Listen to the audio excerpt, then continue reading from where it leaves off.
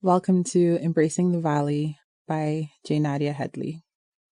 To Derek and Jazara, my reasons for enduring any hardship, the bright lights in my heart, to my family and friends who have walked with us through the deepest, darkest valleys and flourished there with us. Preface. The idea for this book came from a eureka moment at church. Now, understand this. I grew up in church. My preferred religion is Christianity. And as Marx suggests, I am quite satisfied with that opiate.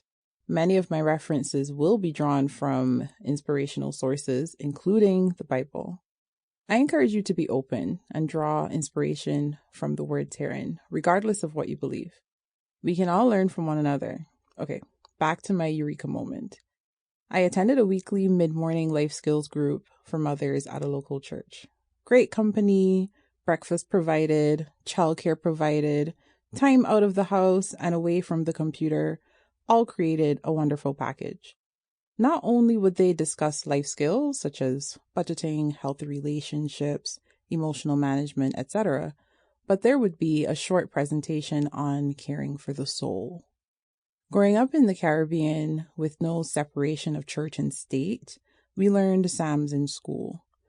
The first of which was Psalm 23. I could rattle it off in my sleep. For the first time, I studied Psalm 23 with these amazing ladies, line by line, every week, each week a different line. Suddenly, I started to see things in this psalm I had never seen before.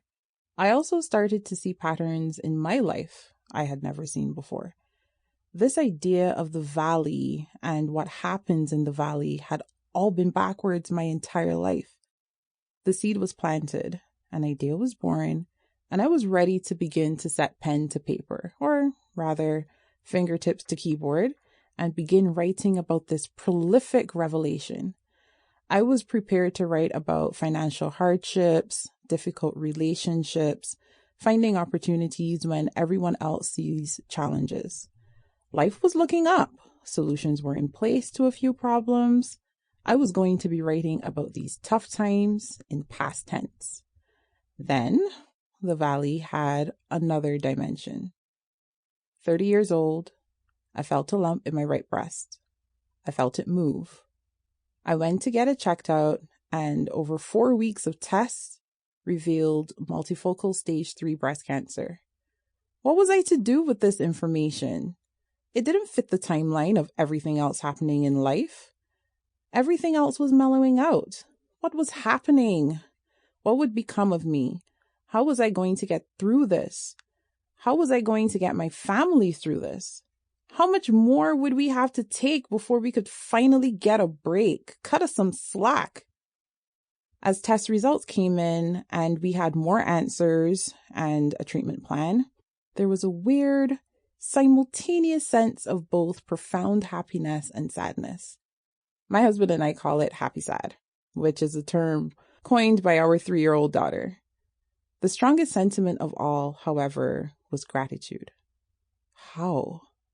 How could such a devastating situation result in an overwhelming sense of gratitude?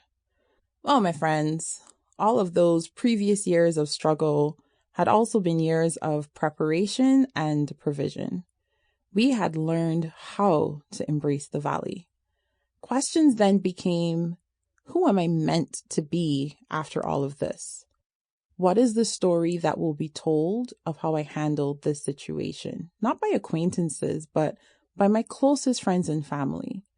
Who can I help through this experience? What is the next level for which I am being prepared today? Honestly, the original idea for this book was going to be very business-oriented and self-helpy.